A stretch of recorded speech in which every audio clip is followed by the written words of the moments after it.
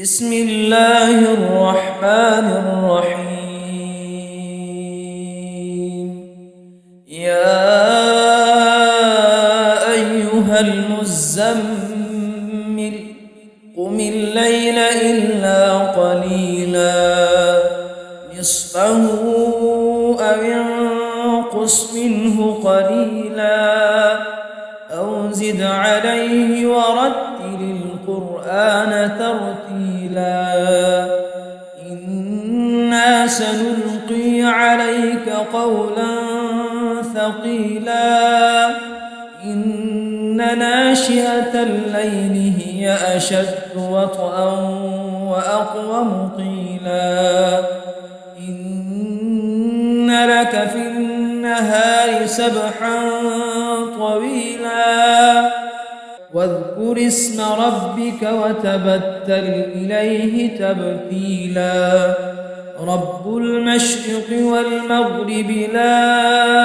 إله إلا هو فاتخذه وكيلا واصبر على ما يقولون واهجرهم هجرا جميلا وذرني والمكذبين أولي النعمة ومهلهم قليلا إن لدينا أنكالا وجحيما وطعاما ذا غصة وعذابا أليما يوم ترجف الأرض والجبال وكانت الجبال كثيبا مهيلا إنا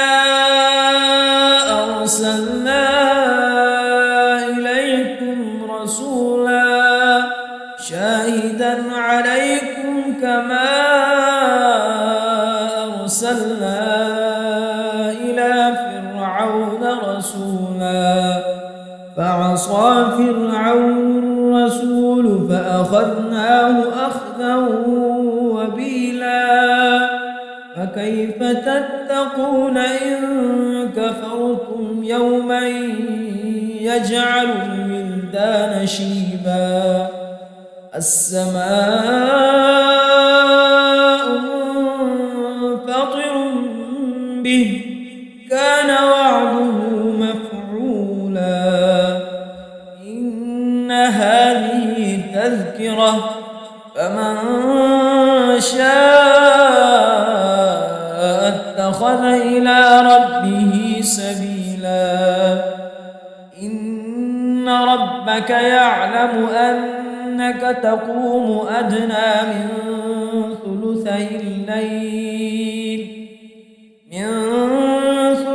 الليل ونصفه وثلثه وطائفة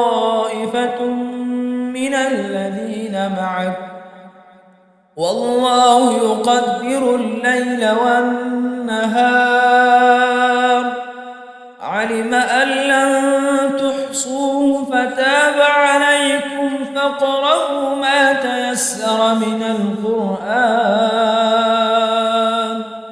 علم أن سيكون منكم مرضى